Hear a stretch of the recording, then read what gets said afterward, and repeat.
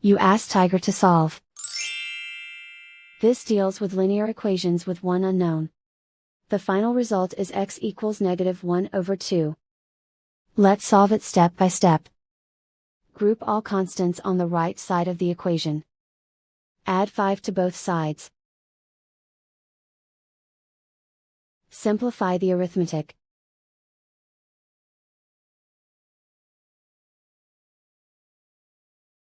Isolate the x. Divide both sides by -10. Cancel out the negatives. Simplify the fraction.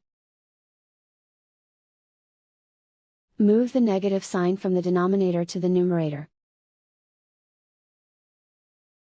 Find the greatest common factor of the numerator and denominator.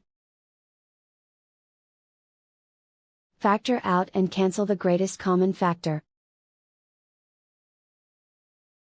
And so the final result is x equals -1/2.